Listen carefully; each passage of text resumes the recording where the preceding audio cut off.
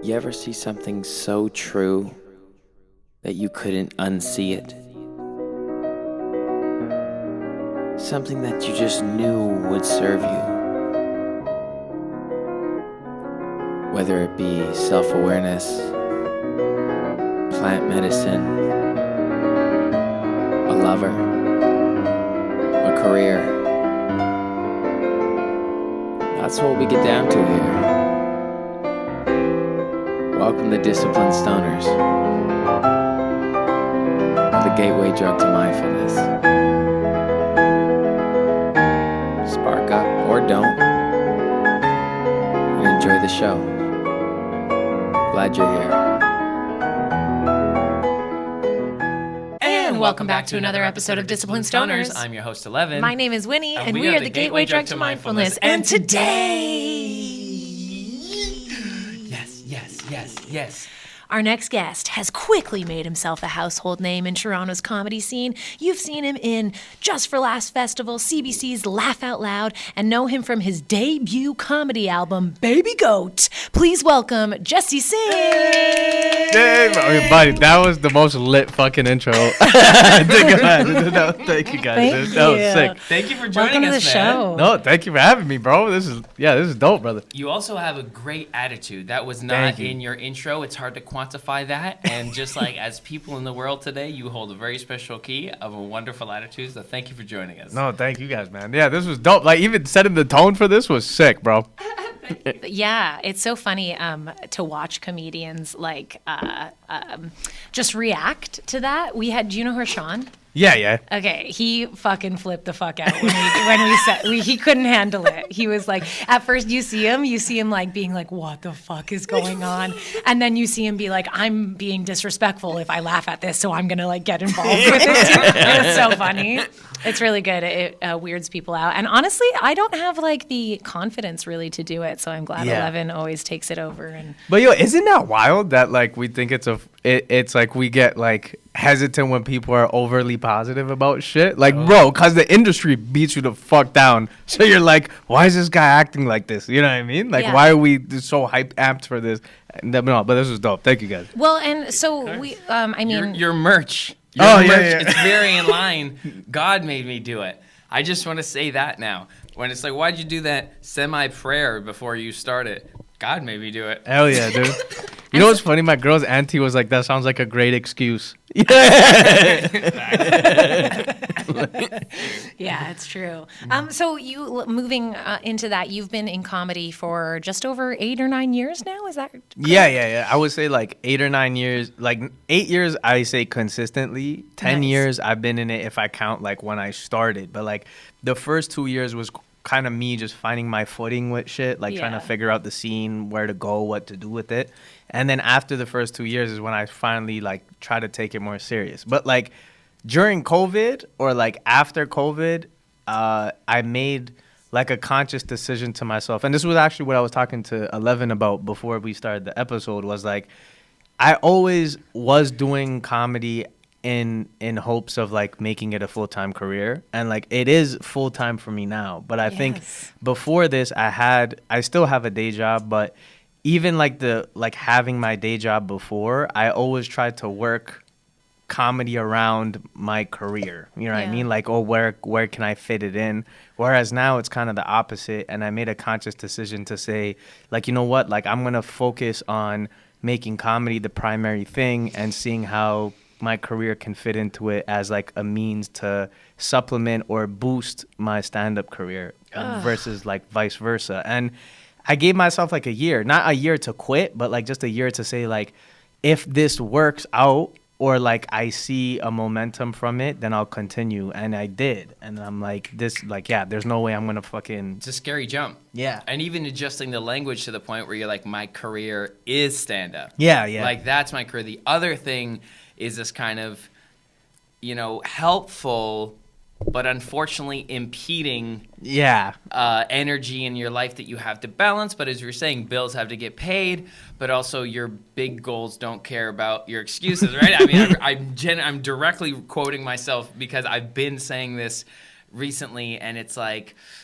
it feels so uncomfortable So I love what you're doing where you like give yourself some time. You give yourself like a year to like sort that out and watch the results, because I think a lot of the heartbreak and disappointment and discouragement comes from when you're like, well, it has to be like this. Yeah. And these expectations are up on me now. And if I'm not that, then I'm just not that. As opposed to being like, there is a transition time here. Like, you have to be kind with yourself. So that's super wise, bro. Congrats. Thank So you. was that when you kind of had that conversation with yourself, was that in year 3? No, that was during COVID. No, that was like it was always something that was top of mind for sure. But I think it's weird the way like our mind, when it's afraid, how it would try to like cover up lies for you. So I think like, yeah, yeah. Like I think, Bar, major bar. So I think like We're like 2 minutes in, folks. Yeah, we it just was got a a big banger. bar. yeah. I mean, that God made me do it. No, I'm just. I love that. It's going to come up way too much now during this episode. Yeah, it's Get just be your like, okay, merch. I fucking get it, dude. Or, Help them stay full time. Get their merch. Yeah, Get the merch. yeah, bro. Direct call to action.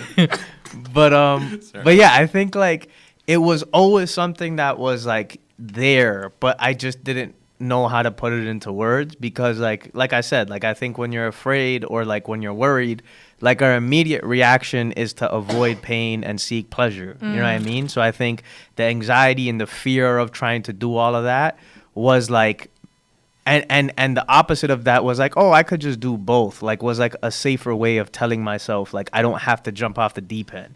But I think what COVID did was, because there was no fucking stand-up. You know what I mean? Stand-up was gone. Like, there was, like, those random basement shows or, like, parks and stuff like that. Zoom. And workarounds. Zoom was a nightmare, dude. It's That the was worst. fucked, Even bro. if you were getting paid, you just felt Oh, wrong. like, the money was nice, but when I was doing that, that's when I felt like this is disgusting. I felt weird, dude. I'm It's like, the worst. there's no real laughter. People are in their comforter putting emojis and shit. Yeah, and like you can see them, but they're like not reacting. Oh, it's like, crazy. It's Yeah.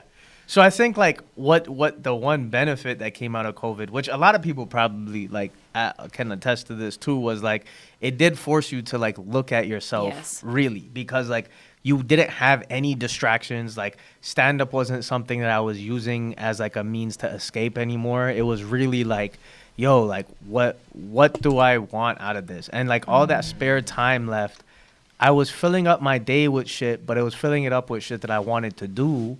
And I could feel myself literally changing mentally, physically. And then when COVID suddenly ended, it was like, I don't want to downplay any trauma or hardships that people had gone through. But I think when that whole thing ended, a part of me was kind of like, fuck, now I got to like go back to the same routine Back to shit. the real world. Yeah. And then a part of me was like, nah, like I don't want to do that. You don't have to. Yeah. And that was the realization that like, bro, I was You're in control. Yeah, I was plugging myself back into the matrix. You know what I mean? Let's go. Fucking, you know what I mean? The self-awareness, though. Yeah. You made the choice to look at it. It's 50-50 in these streets, bro. There's a lot of people are just like, oh, no. Well, I'm not in I control. think for a lot of people during COVID too, it was easier just to like mask what you're actually feeling, especially if that's 100%. been your habit of Yeah, dealing with yeah. emotions anyways. It was really fucked though. Like I think about that time, especially in Toronto and the intensity of the lockdowns. Like we used to take night walks because we felt like that was Yeah. the safest, most time we wouldn't be judged Yeah. to go outside. Which was dope. It was dope, but like it was also fucked up that they locked us indoors. Yeah, it was. Like that was the wild, whole dude. thing was pretty crazy. A lot of people broke up. A lot of marriages ended. Like, Yeah.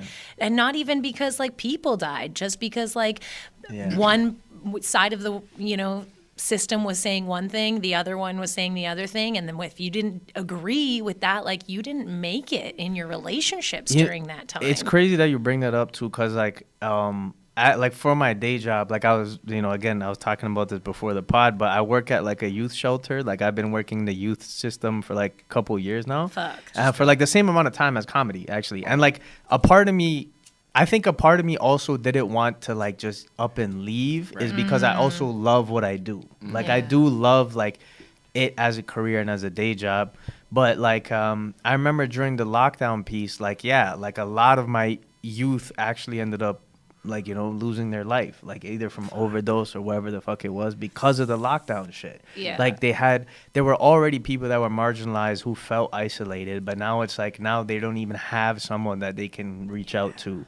And I remember a couple years after that, when I went back to school, they had like this trip you could take to like Costa Rica and shit, do like study abroad stuff. So I went, and one of the placements that we went to was like an indigenous group. And they were talking to us about like COVID and the impact that it had, and like holistic medicine and plant medicine and stuff like that. And he told us that, as the tribe followed everything that the state had like ordered in terms of like, like what rules they needed to follow. But like the one thing they didn't do was like they didn't mandate vaccines. They didn't restrict it either. It was they didn't like where I lived either. Yeah, they were kind of like, yo, if you want to take it, I mean, take I it. lived in Toronto, but I have my little safe 10 feet space around me of my own will and morale. All right. Yeah. No, that's all good, bro. Continue. But yeah, but the tribe kind of said like, you know what I mean? Feel free to take it if you want to take it. But then the biggest thing too was, though, they said the one thing we did not agree with and we never instilled was the isolation piece or the physical distancing, because they said when people are sick, they don't need more isolation. They need community. Yeah, they need That's people what keeps you around alive. who are vital. Yeah. They need to feel that energy. 100%. And I think Yeah. sometimes we fucking dismiss the idea of like relationship is just as a necessity as food, water, anything else is. It's in the top 7 things you need to survive and live. So if you don't have one of these top 7 things, you will die. And it starts with like slowly die or fastly die. The fastest is at the top, which is breath, air. Next is water. Next is sleep. Next is food.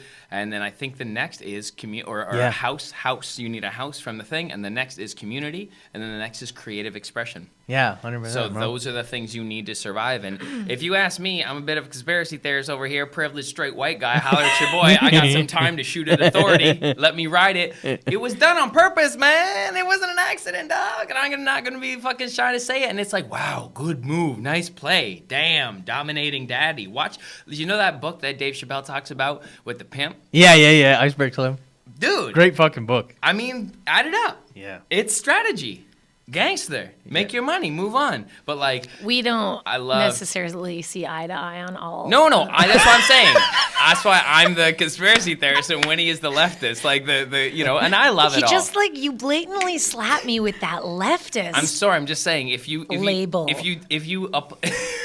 comply with authority, in my mind, you're a leftist. I'm sorry. You know what I love? I shouldn't be that harsh. No. You know what is beautiful though? That you guys are able to fucking disagree. Oh, we on love shit. each other Yeah. so much. It's crazy. That is the value. You're Yeah. right. I don't take myself too seriously either, and you guys shouldn't either. And I'm sorry. I'm stomping over your episode with my own ideals. But he don't, bro. But, I've never heard anyone express it the way you just did. I'm just like, from a marketer, right? Like, I got to sell. That's my full-time job to be an artist. I got to sell. So everything's a play. Everything's a move. I operate in value. So I'm just like, if I want it to, and then...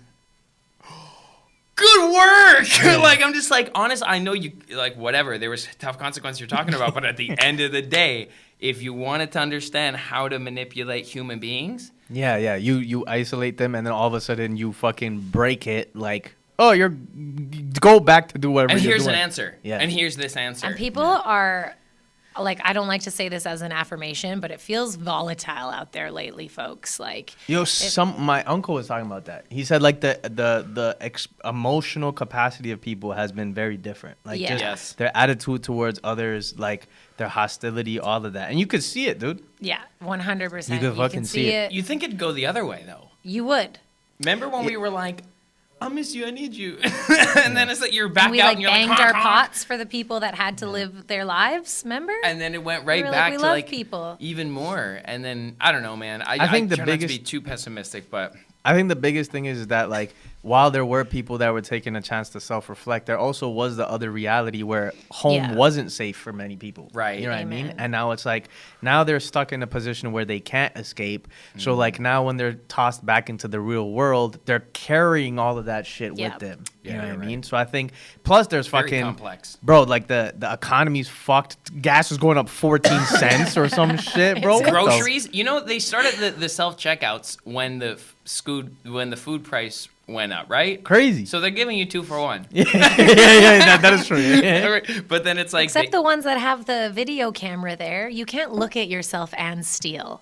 no, Like some those- people can, and let me tell you, these are the people. Some people are 11. No, they got you on the same short leash, just the way they had weed, just the way they had colored folks. We can if we want to. That is true. Yeah. You're walking on ground that's not safe. So you steal, they can get you if they want to, but you better follow the rest of the rules. Yeah. I'm sorry, this is fucked up. I'm on a harsh, was spicy curve today. He went through a whole time of stealing from Loblaws. And it like really made me super uncomfortable. I'd stop going to the grocery. I'm like, if you're gonna steal, I'm not coming. It was just one throughout. It's like, look, this is nuts. Like I'm paying, it's like $80 for 2 bags here. I'm gonna take an extra kombucha. It was like it's like $10 pop, and I'm just like, 1 for you, 1 for me. You know what's crazy? You seem like the type of guy that would steal kombucha. You know what I mean? Like, out of anything that you had to steal, this guy is like... Yeah, like it would have even been easier to steal a steak, honestly, because a big 1 liter kombucha, it's huge. I don't know. I actually there's was a with beautiful him. like Caucasian millennial joke baked into that for sure. Like I love that. I It's was so true, bro. with him one time where I saw 2 people who were working there. They saw like him do it, and they had an exchange about it, and they just let it go. Yo, but you know what's crazy like that? I'm glad you brought that up though, cause like me and my girl would like get into certain arguments about this stuff too, cause we didn't see eye to eye on certain topics either. And one time we were in a Walmart and like, bro, like this is when they had the whole mask mandate shit, and then like for like 2.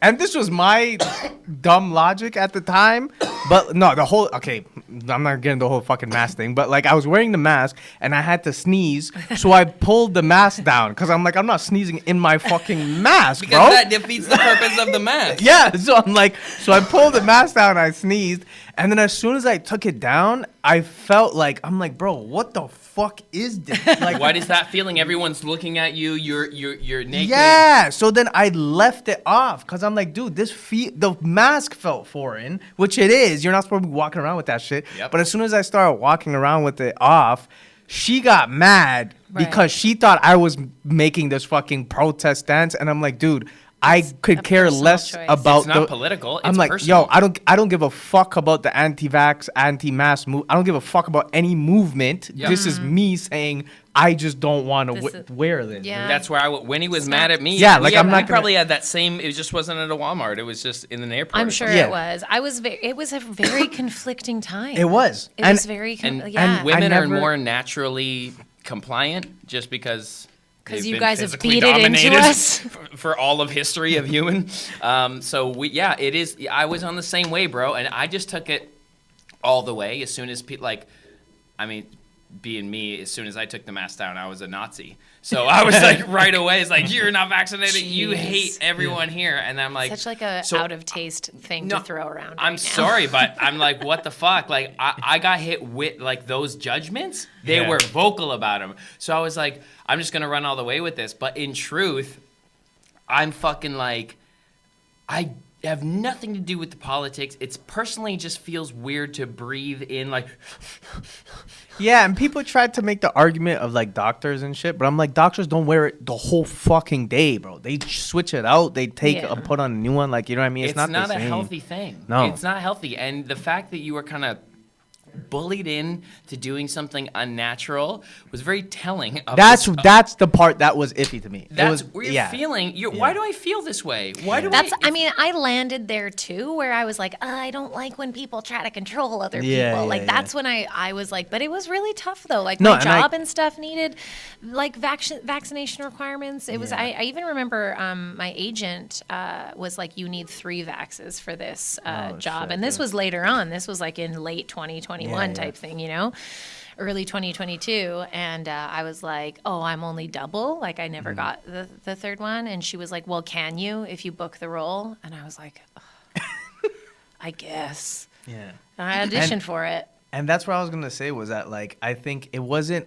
It was. I think what was crazy for me to see was how quickly people alienated the quote unquote other side. Yes. Like Kick 'em I. out. Bro, like I wasn't like I'm not gonna go drive 4 hours to stand in a convoy. I wasn't fucking like, you know what I mean? I wasn't there. No. But like just because I'm not wearing a mask doesn't mean I'm suddenly like. But they were racist. What the fuck? You were immediately sorted. Yeah. And that's I was like, what?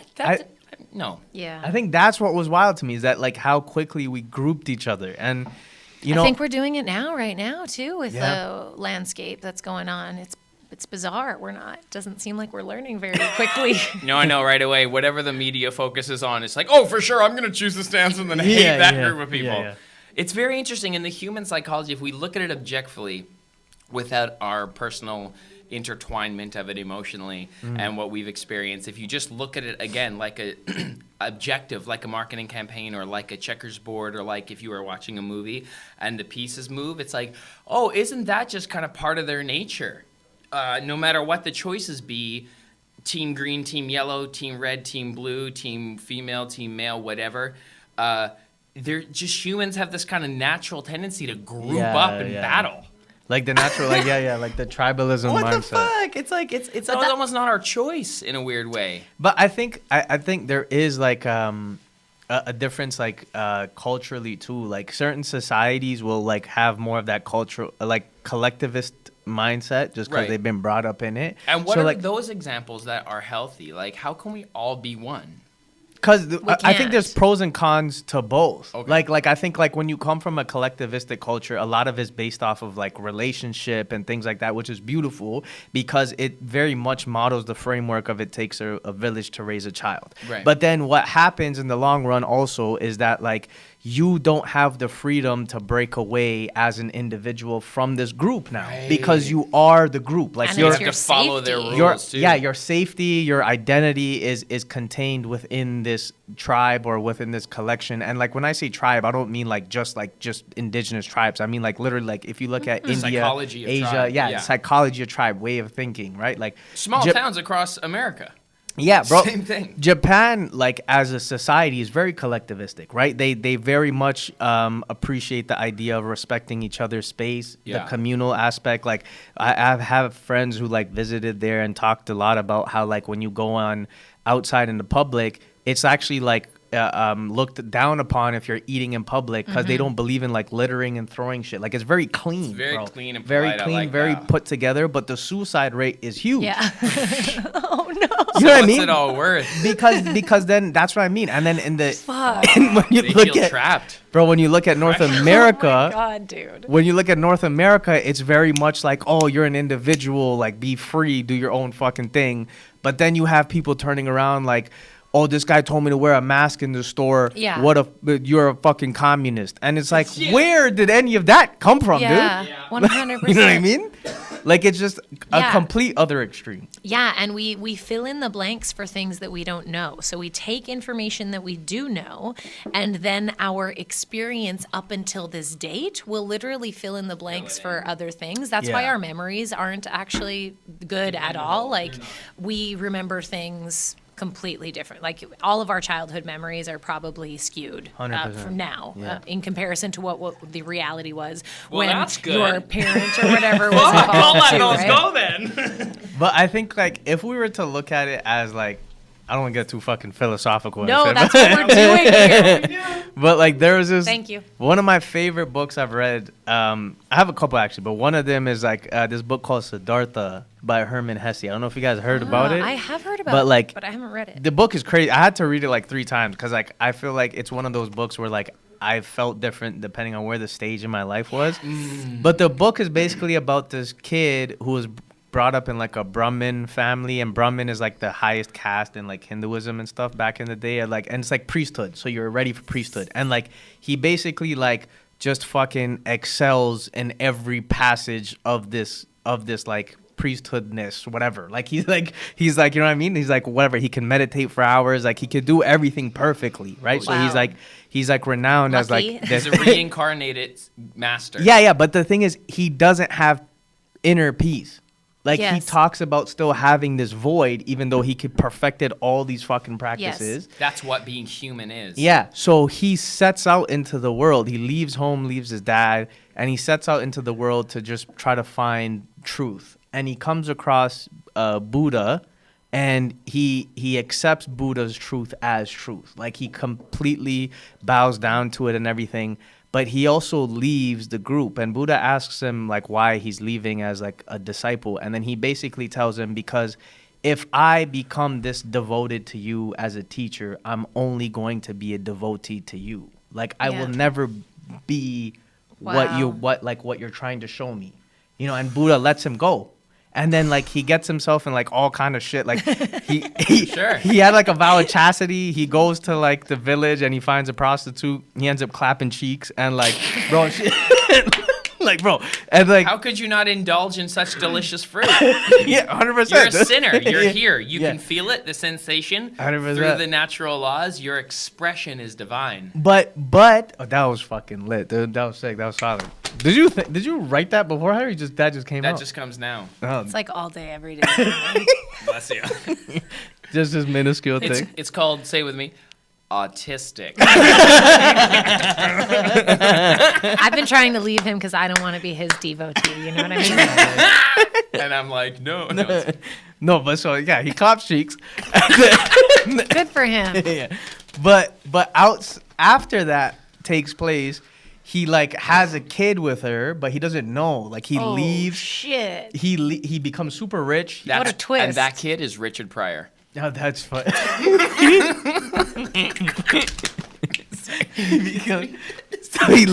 He leaves, becomes super fucking rich. Then he becomes super broke. Then he finds nirvana from this fisherman. Like he's on this fucking boat and he just has like all these awakenings with this fisherman. Then he finds out he has a kid of his own. Then the kid comes back into his life because the mom dies.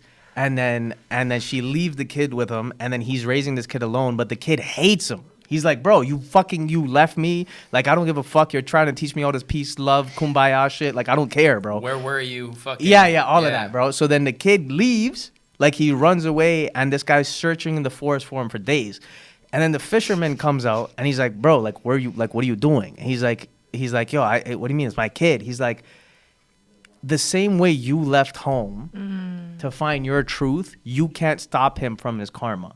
So I think like on a grander scheme of things, like one thing and I don't think you can have this conversation with everybody because it's something that I'm still struggling to accept too, is that as much as we think that there's like all this suffering and negativity that's taking place, it's in part of keeping things in balance. Wow. Because it's suffering to us. Yo, thank you for being brave enough to say that, Yeah. man. That's huge. Yeah. That is 'Cause so it's- beautifully, wonderfully put. Me and Wendy struggle on how to present that information. Yeah, it That's is so beautiful. Because it's It's karmic like balance. fucked though too.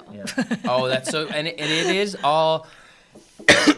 Basically, I think the fundamentals of what I study in my philosophy is law of attraction. It's one of the hermetic laws, and they're all basically the laws of nature. But the most fascinating one is law of attraction, because you basically understand that your mind movie plays out in your external reality. Yeah. And our kind of agreed upon reality is a mixed bag of your previous subconscious feelings and thoughts 100%. and mine, and we're co-creating.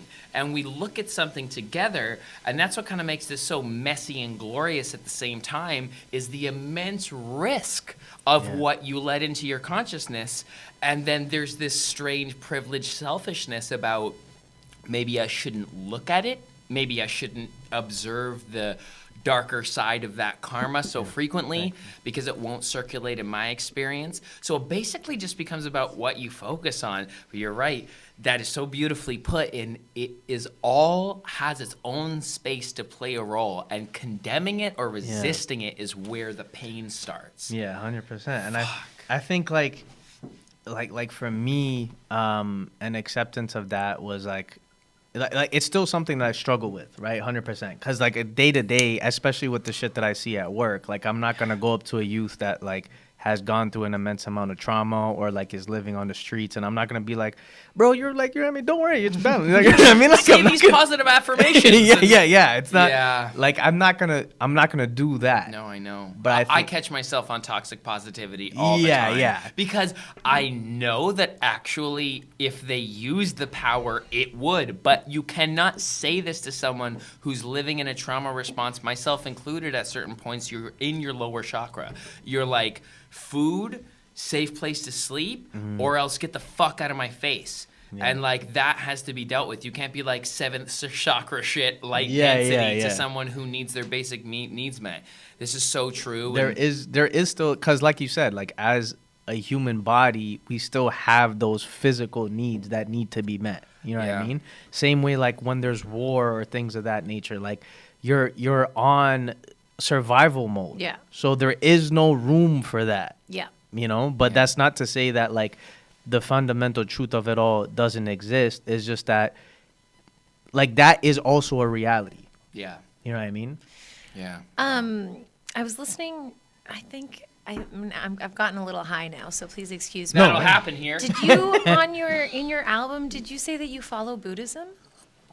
Yeah, so like I don't necessarily call myself a Buddhist because like I don't. Yeah, like I don't think I think I take principles from like all religion and all faith. But I think what helped me do that was like the Buddhist philosophy and stuff. Yeah. Because like I tried to learn more about like the Four Noble Truths and like, you know, the Eightfold Path and stuff like that. So like when did you do this? It's crazy because like my boy actually talked to me about it in high school, and then like I kind of just like I was like, oh, this is cool, and like would just tell me about it a little bit here and there, but I never really grasped it until like shout out your boy. Yeah, for sure, bro. Big ups to homie, but big ups to Andre, bro. But after that, I went through like a really bad, like I don't know if you could call it a situationship. Sure. You know what I mean? Sure. But I say bad. Pain entered. I say bad, but not bad. I say pain entered. But I think that was the catalyst for me to also realize like where my understanding of relationships came from, and I went down this like rabbit hole of like where did all my understanding of the world stem from, and like did it come from a places of fear, or like what you were saying, was it a trauma response? And then trying to unlearn all of that, Buddhism was one of the outlets of how I like was able to become more self-aware. So like I got really into like Buddhism, really into like Osho, this guy named J. Krishnamurti, Alan Watts. Like I started listening to all of that shit, and then fundamentally I like all of it kind of pointed to the same direction. And then I remember one of the things I always wanted to do was travel by myself, and I had never gone anywhere by myself. So then, like, after that whole thing happened, I flew to Thailand, and I did like one of those fucking silent meditation retreat things, which was crazy, bro. Yeah. So it was weird. They used a different name for it. So the beginning of it, like the first 3 days, they called it Vipassana, which was you paying attention to your breath. And then they said, when your mind begins to wander, bring it back to the awareness of breath. But then the final 4 days, it like I forgot the name of it, but like basically they said, now remove all of that. So like don't, like if your mind's wandering, let it wander, but don't attach yourself to any thought, just observe. So like the whole idea of being an observer to your thoughts, your feelings, and like what comes up. That's versus great. Trying to like lock you into the God perspective. The observer, be the observer. Yeah. Oh man, but isn't it fun to believe yourself as your thoughts and constantly react to all the contrast in life? So it's fucking wild. I am my ideals. Don't attack me, or else I'll attack you. How do you return after learning that beautiful? Well, I want to talk about this silent retreat. Oh yeah, sorry. So was there any? And good for you for going somewhere alone, because you really want to know who you are. Go somewhere alone. And that's like the farthest you can go. So almost. Right? When did you have any big epiphany moments? Was it frustrating? How did that feel? I've never done Vipassana practice because I'm like, I don't want to live without my phone. Yo, it was like, so there was a lot of things, like, I don't think anyone necessarily needs to fucking go to the forest, but like, it is a way. It helps. It helps a lot because you're away from all the distractions and shit, and you have nothing else. And like, it was like, there was a lot of physical tests that I don't think they purposefully did. I think it was just part of the curriculum. But like you only ate twice, which was very light meals. But the food was incredible because it was like fresh. You know what I mean? So it was like 5 a.m., 7 a.m. you ate breakfast, and then like 12 o'clock you ate lunch, and then you had like maybe a fruit in the evening. But that was it. And then the thing you slept on was literally this bench. Like there was no mattress. It was like a fucking. No. It was. I swear to God, it was a bench with like a wooden block with a dip in it, but Like a dip for your butt? for your head. Oh. Oh my god. But you know what's actually crazy? It was like oddly pretty comfortable. I think you'd probably align your spine pretty well. And also, you're just mentally, by the end of the day, you're just fucking exhausted, dude. Because you're like, it's hot as fuck. Calorie deficient. Yeah. Probably. So you're pretty and just tired. they're breathing all day. Yeah. And you know what I mean? So you're just, Holy But, I think I would get very angry. I feel like my anger would come yeah, out. so I did get angry. But, Nice. but the anger was coming from multiple things. Anger was coming from the fact of like, yo, I can't stop my thoughts from racing. Like, I don't know how you're expecting me to be present with all of this shit going on. The other part of it was like the physical piece you kind of forget about. Like, you don't even worry more so about how you feel physically. More so it's about like the thought process, because you're so consumed by like paying attention to like, how do I stay present, because that's what they're preaching and that's what I was there for. But one of the things that fucked with me the most was the mosquitoes. Cause like, yo, you don't want to kill them and shit, and they're just, bro, you know what I mean? You don't want to kill them. That's so funny. Yeah, cause they talk Your about. piece, Yeah, and I'm like, bro, you're like fucking. And they're just there fucking biting you, Bro, and you I let was them? like, do you go like this? I would try to blow them away and shit, and then one day, bro, it was fucking nuts. Yeah, the mosquitoes were fucked. Bro. You're trying to focus on your breath. You're like, Okay. Wow. that's crazy. But one of the, like, to answer your other question, sorry. The only people, so 7 days of silence, but the only person that did talk was the monk, and they called it Dhamma talk. So every morning the monk would give kind of a lecture, and by like the third or fourth day, there was a bunch of people that left too. There was a bunch of people that didn't do the 7 Fuck days. this. But by the third or fourth day, I was like, yo, I'm leaving. Like, I'm not, this is fucked, right? But then the fourth day, we wake up, and then they're doing this. The Dhamma is doing his talk, and then at one point he says, he's like, at this point in the retreat, you're probably feeling like annoyed, you're probably feeling frustrated, and you want to leave because you came here to achieve a peace of mind or let go of whatever it is that you're holding on to, but you can't. And then he said, like, you know, you're trying to achieve peace of mind, achieve clarity, and all of these things. And then he said, you have to remember the goal of meditation is that there is no goal. Yes. He's like, the whole purpose of you meditating is to let go.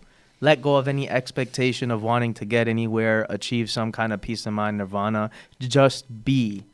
And like, as much as I was still frustrated, when he said that, it was like a different kind of frustration now. It was more so like me seeing the frustration versus me being frustrated, like, if that makes sense. It does. And what happened, this has never happened to me again, but that night when I was meditating, at one point I was sitting down, and then I leaned forward to kind of like stretch my back out, and then when I came up, my eyes were still closed, and in my mind I saw this figure of a demon, like this demon like picture that I've never fucking seen before in my life, dude. Like, I had no recollection of it. I just saw this figure. Why did you know it was a demon if you've never seen it before? Because it looked like one of those old scripture paintings of like what they would Yeah. depict demons in Okay. like Hinduism and stuff. So it had the same kind of like outline, but I had never seen this specific picture before. Okay. And then I remember seeing it, but not being scared. I remember just seeing it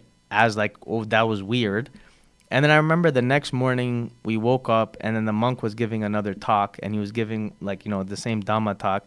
And then they talked about like how in Buddhism they say the one thing that leads to suffering is attachment, right? Like being attached to anything, whether it be lust, greed, relationships, even like attachment is inevitably going to lead you to some form of suffering. And then he pulled down like the scroll, and on the scroll was the picture of the fucking demon face that I swear to and I know, like, saying this story, people are gonna be like, yo, you're just tripping out, whatever, you remembered it wrong, but I'm telling you, I believe you. like, visually, that's what the fuck I saw. Wow. And I forgot the name, bro, but I think it was like Fuck. Did But that hold on? So like, cause it will never blow. It will, cause people are like, well, yeah, whatever, right? And then some people are like me, like I'm like, I believe you 100%. How did that feel in that moment? Was that so shocking? No, you know what's crazy?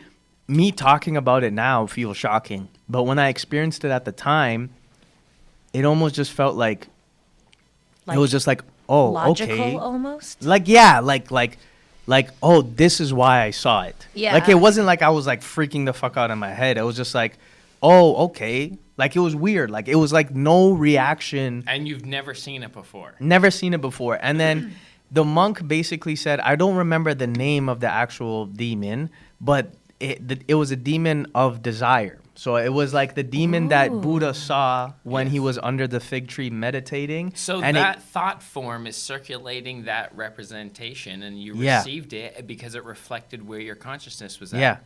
Yeah, 100%. Wow. I believe Okay, that. but and sorry, finish that story. Buddha saw it under the fig tree. Yeah, so when Buddha was basically about to break through into nirvana, he saw this demon pop up in like in his mind or consciousness, if you want to say, and the demon was basically like the demon of desire. So he was creating things in order for Buddha to become distracted and become attached. So like he would create images of like lustful women, or like he would do other things like greed. You know what I mean?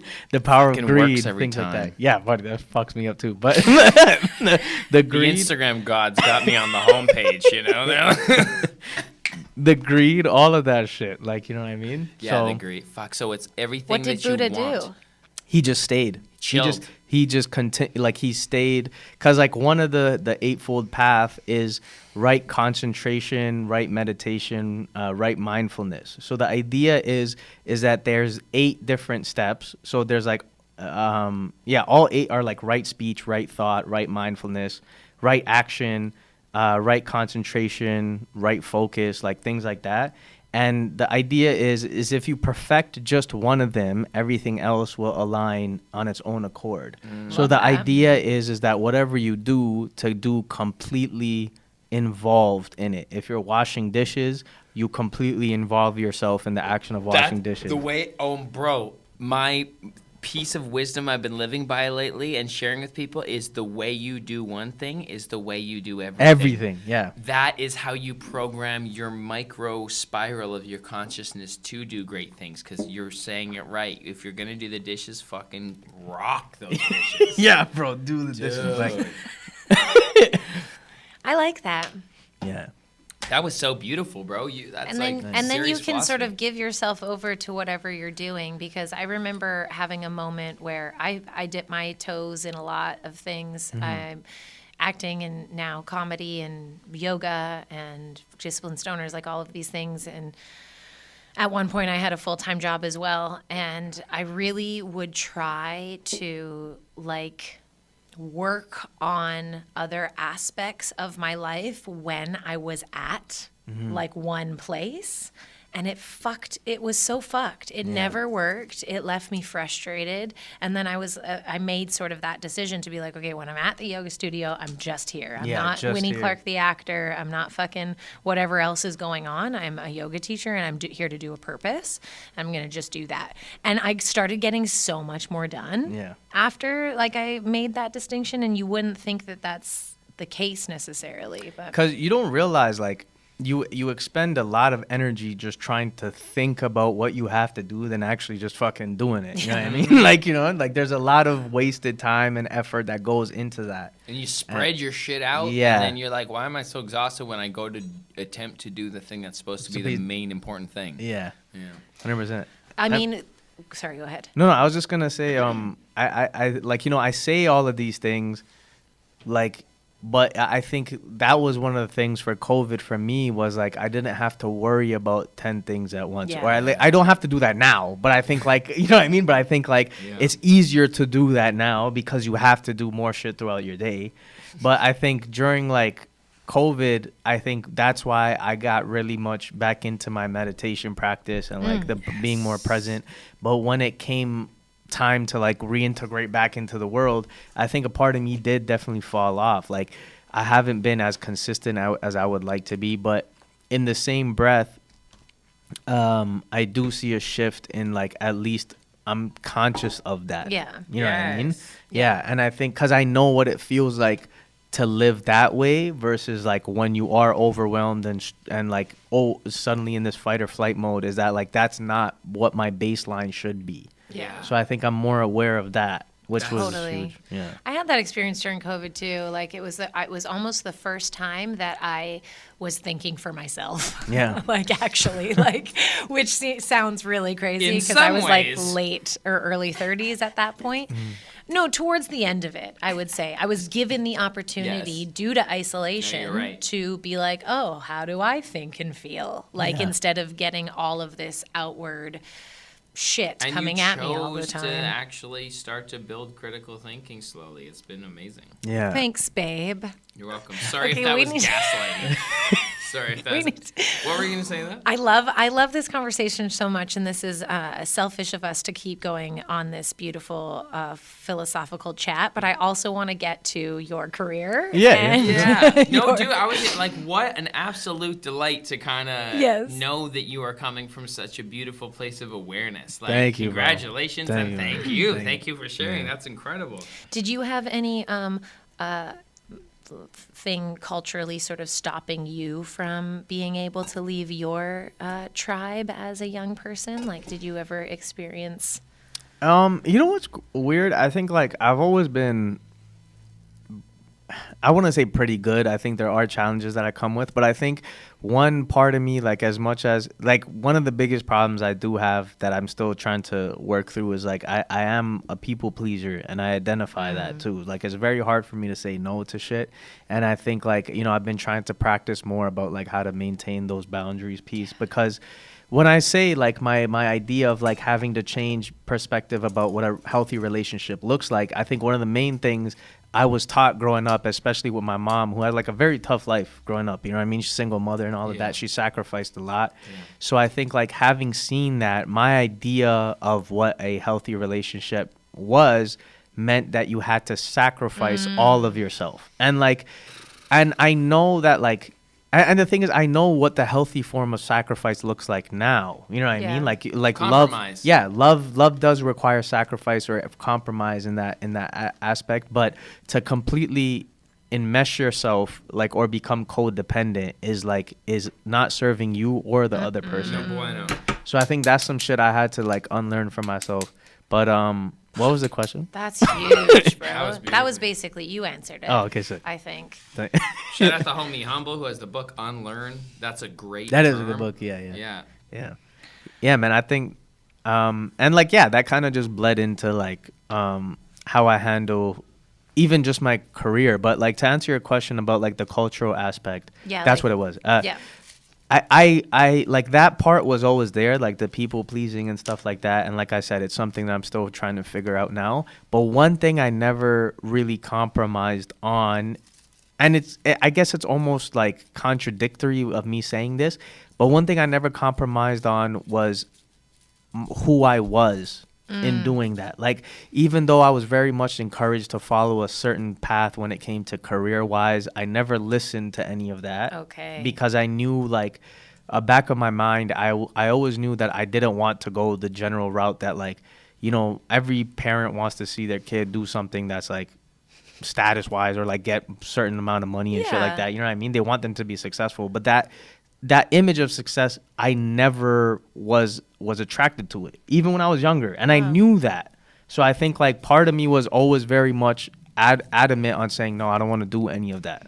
You know what I mean? So I in terms of that, like I was very Nice. much the black sheep in that regard. Yeah. But I think the people pleasing piece was something that I'm still working through, or like I shouldn't say working through. I have worked through. But when it comes up Still in terms pings. of, yeah. That's what I've been using this word ping now because I'm like that. yeah, because it's like whenever I get something that feels uncomfortable in my body, I'm like, ooh, where did that, like, Yeah. what's going on here? Because that's what it is. It's like, yeah, you have worked through it and you can establish those boundaries, but it still kind of sucks to say Yeah. no. Yeah. Like, it still, to think you might be letting someone down in order to like keep yourself Yeah. nurtured and nourished and all that stuff. 100%. That, like, As though still I'm shitty. surprised that the two comedians are just wanting people to like them. Just become funny. Everyone will like you. I came from the same place, bro. That's what, like, of course. Yeah. But like, yeah, you can't change your true authentic self, because the gift that you can give the most from is in that. Yeah, 100%. Like, if you stand in your truth, not only does it give others permission to stand in their truth, it's like, you were going to give me bullshit when you were trying to pretend to be this other thing. Yeah. What I was going to receive from you was copy-paste garbage. Yeah. Now that you're... Well, I don't give a fuck if you're a bread maker or I don't care anything you do. Like, if you're standing in your truth, or just who you are as a person, or just what you believe in, and you're sharing from that true, authentic place. And... I mean, then shout out Humble again. Me and him have a good going conversation about being authentic 100% of the time. He thinks it is not sustainable, and I argue for it every time because it will destroy you slowly. And that's a pain I can't put up with. And I put up with a lot of pain. But like, you know, not woe is me, but just like, and I'm sure everyone has, but I'm like, at least give yourself that little bit of fucking circular, creative, conscious freedom that only you can express. AI can replace the rest of you, bro. Like, a computer generated image can fuck up your online profile all day. Yeah. But all you have is your conscious choices. And if you're sacrificing that for the sake of fitting in, not ruffling feathers, shrinking for others, or becoming a cog in their system, you're kind of spitting in consciousness's face. Yeah. And I'm like, because I want to receive the gift of your truth. Yeah. So I know I come at it real heavy-handed from one side, but I couldn't put up with that pain. And I see, Winnie, you've done tremendous work. Well, I'm like, it all belongs. Yeah. That's where I'm at right now, where That's I look true. at something, and if it pings me because I don't agree with it, or I think it should be handled differently, I say it all belongs, because I don't fucking know. You're right. I don't actually know very much. And all that, I don't know shit either. I'm just playing my fucking role as the wacky one. Yeah, and that belongs too. I'm cast as this guy this episode. I'll be dead in 50 years. Like, who cares, really?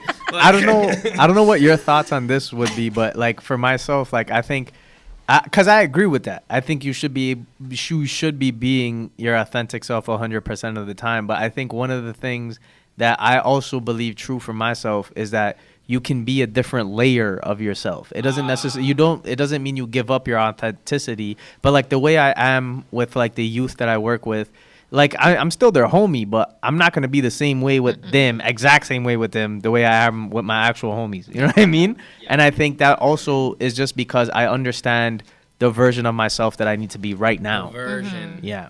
The version. That's right. That's true. That's the best. That is true. But I hope it lives in a place where you're coming from that authentic role. Just because I think I'm selfishly wanting people to do the best job, like do the best they can. Because I think that if everyone does real well, then there's just better shit in the world, and that will inspire other better shit, and we'll have a better You're world to live assuming in. that they're not doing the best they can, though. No. I'm hoping they are, and if that's what their version of best is, then rock on.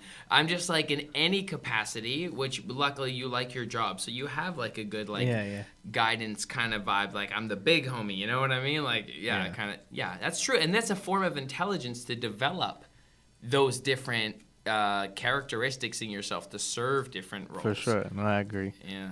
That was dope. I like the way you challenged it too. But you're assuming, actually, 11. She We comes get at me into hard. it. We had a live stream on Tuesday where we were just like it's so funny.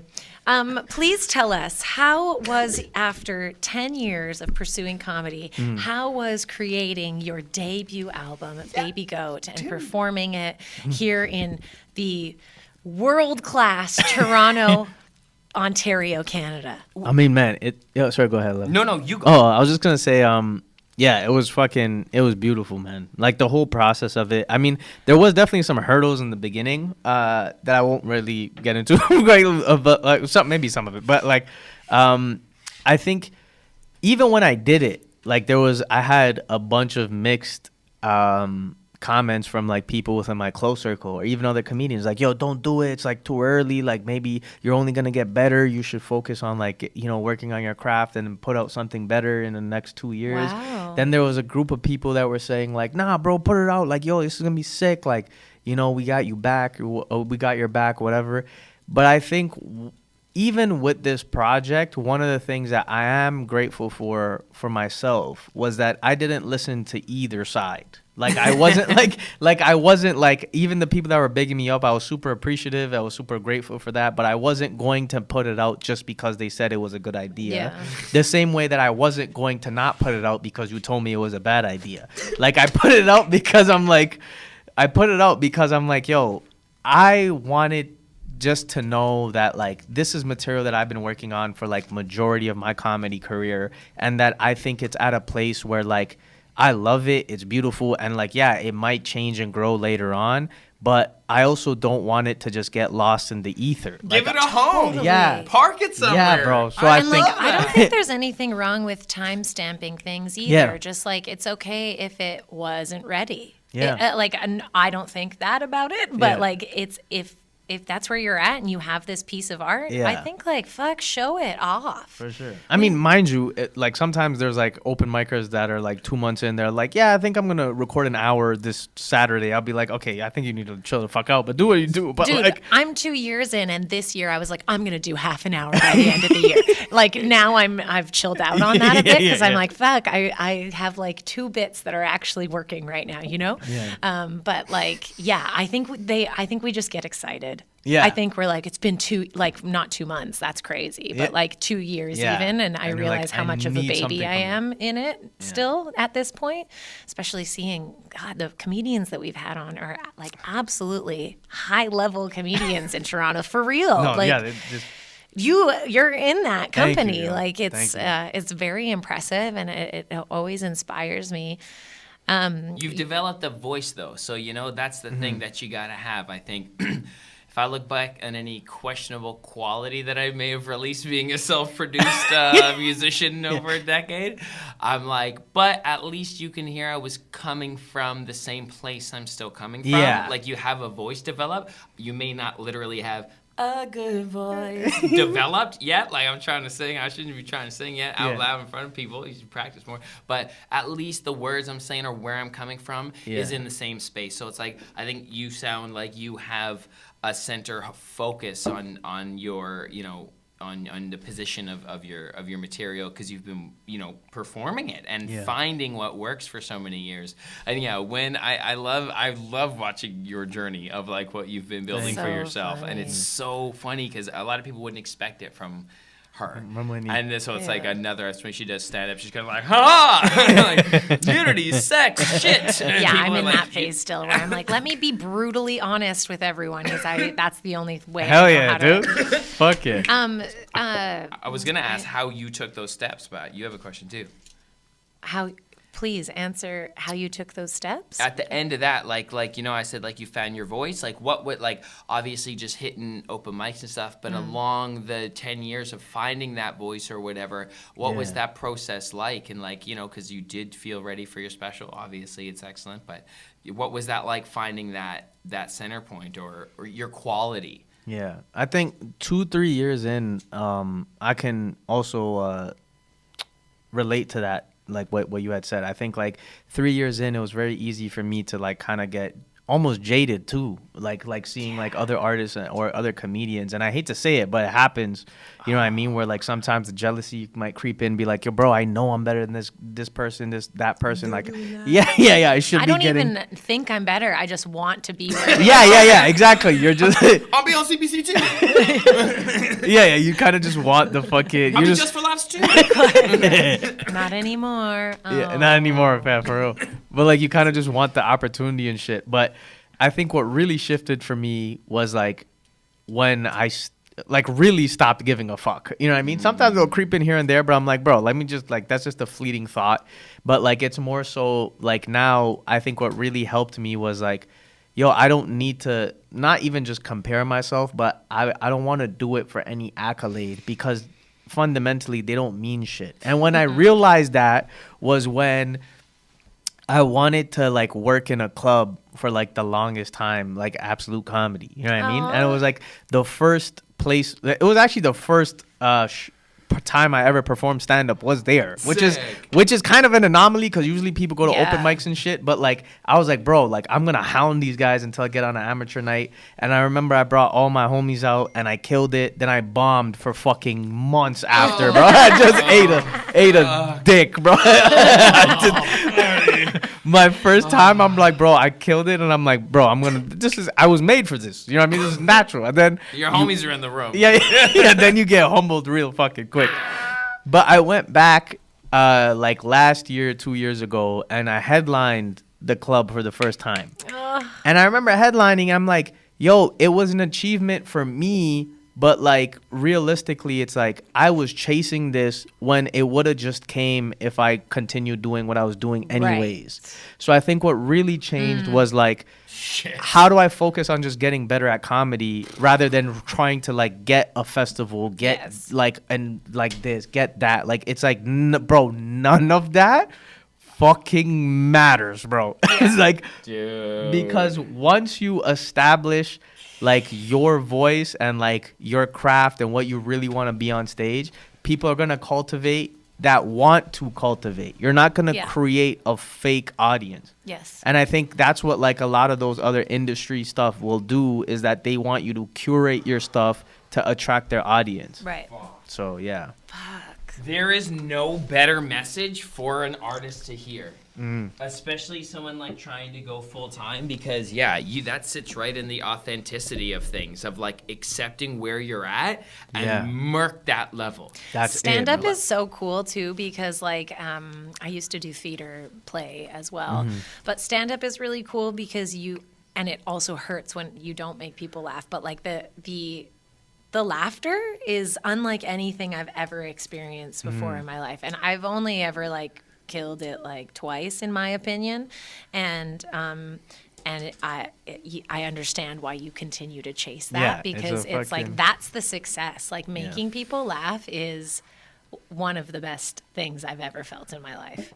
It's a crazy thing. And I think like it wasn't just what stand-up did for me as a career, it was like what it also helped like in terms of like personal growth wise too, because I was a very like introverted person, which is weird because like people are like, yo, you go on stage and you talk to people fine and whatever, but I was never good at like networking or meeting new people, like, or starting those conversations. I never knew how to do that. And my boy Johnny, and he'll talk shit about this all the time, but he'll be like, yo, this guy will almost quit comedy without me, and I'm like, oh, kind of, but but basically like 2 years in, I was like not doing it, like I said, kind of finding my footing. And Johnny Bada. Yeah, and he started, and he was kind of like very extroverted, very outgoing type of personality, so he was always the person that was like fucking talking to everybody and whatnot. And then he's the one that kind of was like, yo, I want to do this. Like, can you show me how, or like where to hit up? And we became boys, like, we used to work at Walmart, funny enough. We became like best friends. And then we just started hitting shows together. I had this experience with my roommate Tyson. Yeah. We worked at Zipcar together, and just every night an open mic. Yeah, bro. I love that. You find a compadre. And that's what kind of fucking helped me build off of like, like translate that same confidence on stage off stage.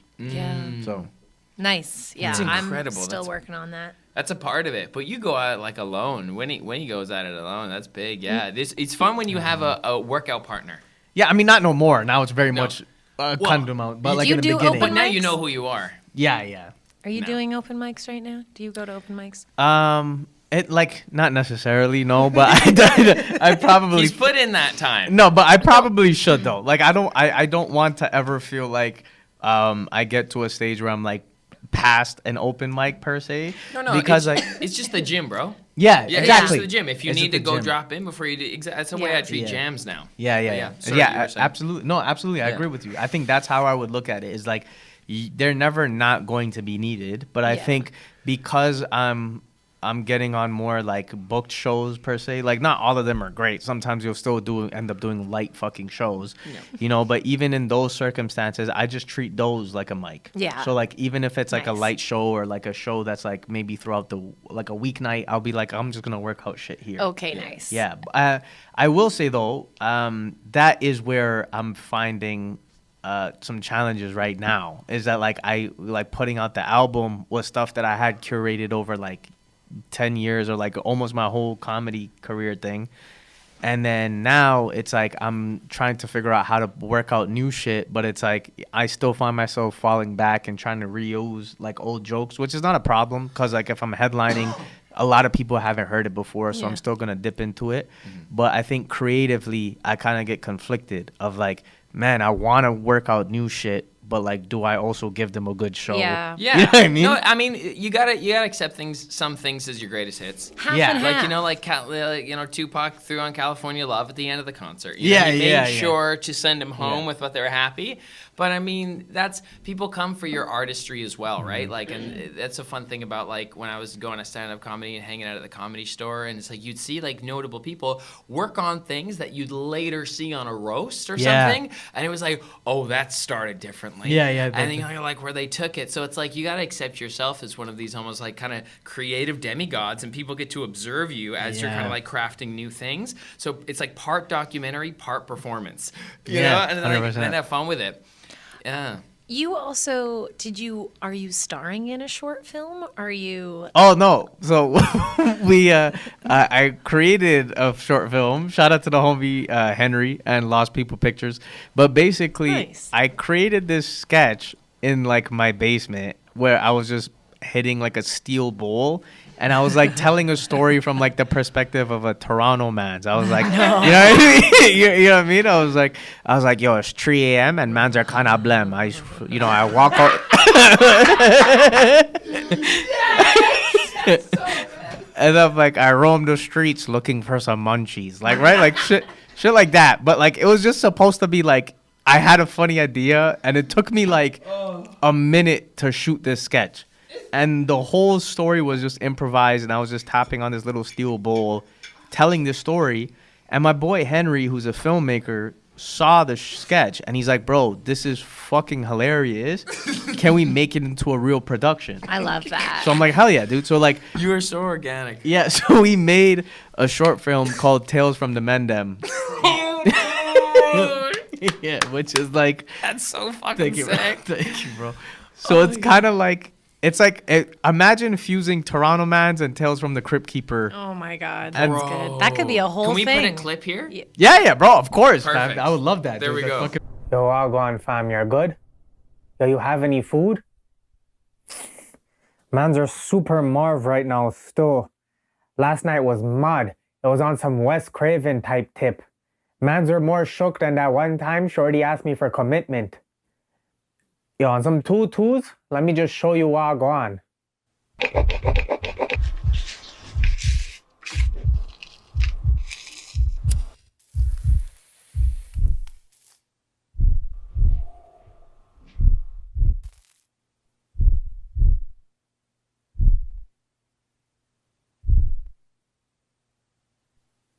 It's midnight in the hood, and man's just thumped a whole blunt to the face.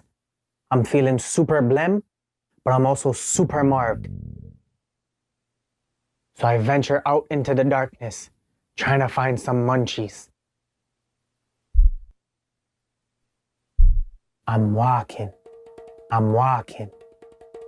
That's the sound of me walking. All you hear is the pitter-patter of the fiends. My head is on a swivel to pre any kind of danger, any waste man, any bad mind people. When all of a sudden, I hear a noise coming from the bushes. Hey, yo, wagwan, pussy wall. My heart is racing. I hope I don't end up on 6 buzz. Then all of a sudden, pow! It was just a raccoon, but I thought it was one of my ops. But those things are kind of slimy though, still. Beautiful. Now But yeah, we're back from the clip. but yeah, so that's how the whole thing kind of birthed itself. But like the film was incredible. Like, and it was beautiful because one thing that I really appreciated about it was like Henry was also like a freelance artist. Like he really loves what he does, but he like was passionate about this project almost as like, if not more than me. You know what I mean? And this was something that I had created. You got a just true partner. just off the cuff. Wow. And then shout out Henry. Yeah, shout out to Henry, bro. And he was like, bro, like, I want to make this. And he was so fucking detail oriented. Like, to the point where, like, there's like just like a second shot in the movie where, like, he just records like a ashtray. And, like, it's just supposed to be like a little smoking montage in the beginning. But he was chain smoking cigarettes to put real ash in the fucking ashtray. So it took us like 5 minutes just to set up the ashtray. Committed. Yeah, like he was like, bro, you gotta get the shot. You know why? Because Toronto deserves it, and that's a world-class way to move, bro. and respect. And 100%. Rep the 6. That's what's up. The amount of talent in Toronto is absolutely out of control. It's like we need insane. some money in this bitch, you guys. And that's why we got to show up as a world-class artist, and you are. Yeah. And not just money. I think like I've spoken to other comics about this too. I think like as comedians or as artists in general, we need to be more confident in what our city can bring. Facts. Cause Yes. like you look at people in like I used NWA as an example. When they first came out, no one knew what the fuck was Compton? No one Where's knew. Compton? That little area, and it was before it became very black. It was like the Suburb? American dream suburb. Yeah. And like so it came out of, you're right, it came out of cultural context out of nowhere. It's like, well, what's been happening with that Compton area? Yeah. Oh boy. Yeah. It was amazing. I know, right? Yeah. But they rep so hard that it became like the thing that white girls in Malibu wore. Yeah. Like Compton on their hat. So it was like, that's what I mean. It was like, it came, Fuck. like no one knew about it, but they weren't afraid to still like promote and represent where they came from. The same way, like as Toronto, if we're talking about Toronto slang and shit like that, like that's a huge cultural influence. Caribbean culture is a huge cultural influence in Toronto culture. It is the backbone of Yeah. Toronto. That's basically what you learn when you get here. It's like, where's all this juice coming from? What is this sauce in these streets? And it's like, oh shit, go up to Eglinton East at 3 a.m.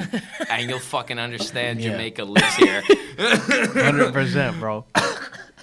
So I think that's very cool. Yeah. We'll put that the whole link in the Thank description. you. That'd be dope, dude. That's so important, to put your comedic talent and focus and energy behind something that actually does rep Toronto. It's And like it should probably become a hilarious. series. Like, that Crave, was holler. Yeah, please, yo. If anyone knows how to get fucking funding for this project, let me know, because we would love to put Toronto on the map, and like, we would love to get independent artists on this thing. That would be sick. So.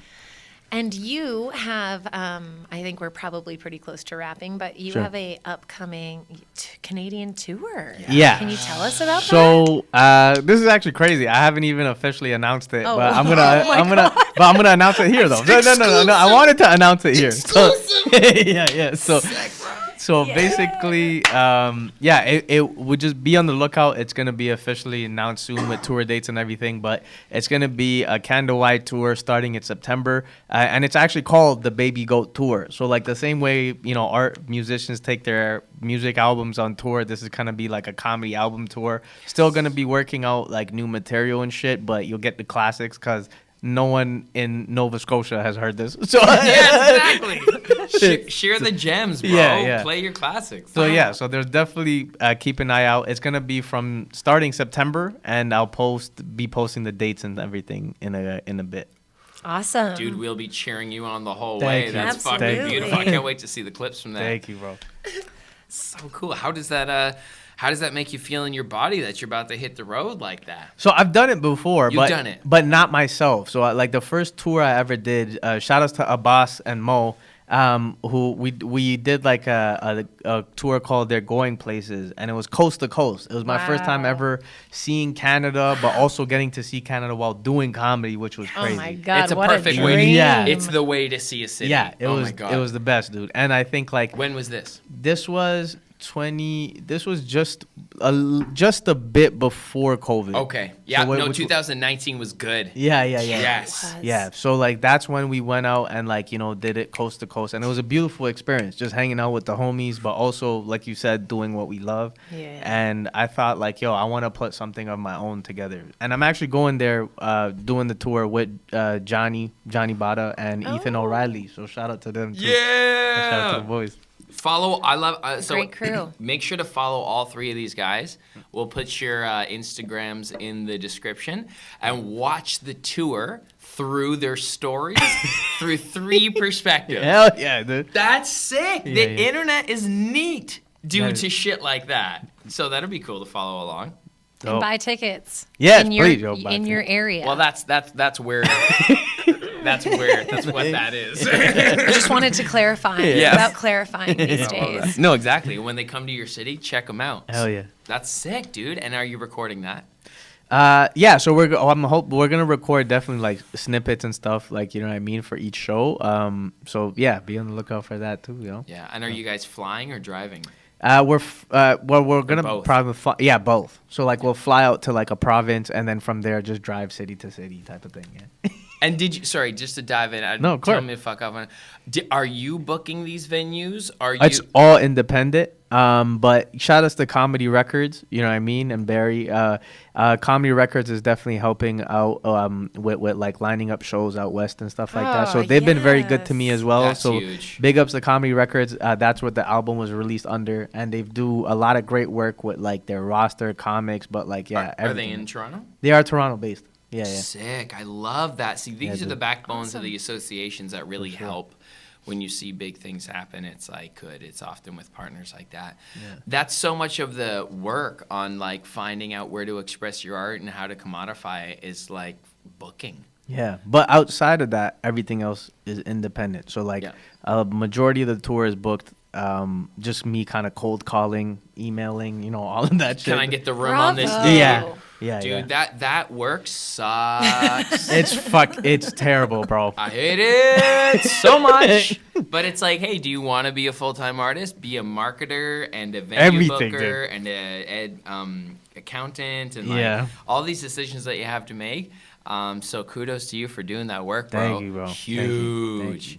Wow, that's a really good future cooking up for yourself. If I could buddy. just, I also don't want to spend too much time plugging shit. but, Keep it but coming. If I could just also add, wanna the hear last Friday of the month, we also started Chop Cheese Comedy with my boy Black Zeus. So myself and Black Zeus. Yeah, shout out to Black Zeus. And Chop Cheese Comedy is basically every month. It's like a comedy. It's a comedy show, but also like we have a specific theme for each month. Cool. So like we'll do the comedy show portion, but we'll also have a bucket where we'll take out topics from the bucket and just have a discussion. So it doesn't even have to be like just jokes, but just have like open conversations.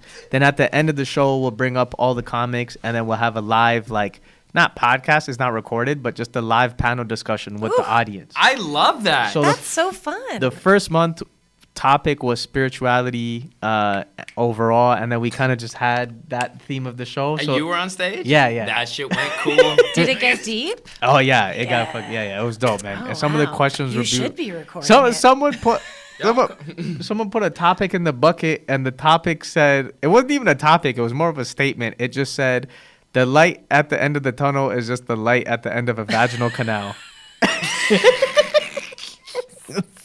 But he was, bro. But this What guy, an imagination. It's kind of true from a baby's perspective. yeah. This guy was dead serious about it. He's like, bro, yo, just think about it, fam. You're not thinking about it. It's the first thing we saw. Yeah. So yeah, shout out to that. And this month's theme is gonna be love, sex, and relationship. Oh. That's so cool. That's a dope theme. So come out, Chop Cheese Comedy, last Friday of every month. Where is it? At the Greenhouse TO, which is like, it looks like a bodega, which is sick. So it's That's like sick. it's I downtown thought Toronto. It was a bodega. Yeah. From the Oh, have you been there? outside. No, I just looked from Where the is it? outside. It's a fuck. I don't know what It's intersection. Bloor, isn't it? And it's next to Bloor, right? Yeah, I think so. Yeah. And it's next to I don't know I don't know if I should even say this. Name another store that is next to. Is that you could do that, Yeah, right? yeah. It's next to Greenport Cannabis. Oh, it's on College. College. Oh, Fuck it's- yeah. I exactly know Near where it is. Ossington? Yes.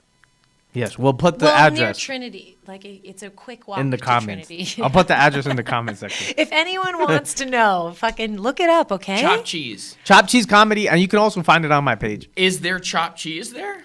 No. That's We need to bullshit, get some Philly, Jesse. yo. We need to get some Philly Listen, cheese. bro, let me explain. So,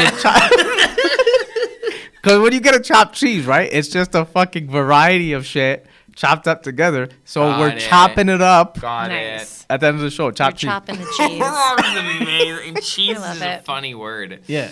It's such an admirable thing to just want to make people laugh. That's a good intention to set your life towards. It Thank you, bro. definitely fits in with that alleviating pain theme. Laughing is nice. It's good medicine. Yeah. So bless you, bro. Thank you, Yeah, I thank look you for- so much. you, This guys. was fantastic. I look forward No, to thank you guys, man. watching you do your thing. Thank you, Yeah, bro. brother. Thank you for the talk too, bro. This was dope. Yeah, it really I feel was. good. I feel Yeah, better me right Me now. too. Yeah. Gosh, I'm all high. I hope you guys have enjoyed. Make sure to go follow Jesse and Follow us. follow us. Hell yeah. And smoke weed and be kind to people and send nude pictures to those who you're allowed to and give.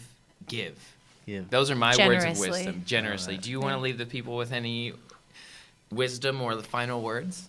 Oh, okay. This is one of my favorite quotes from Khalil Gibran from the Prophet. He said that pain is the breaking of the shell that encompasses your understanding. Yes. So yeah, shout out to Khalil Gibran.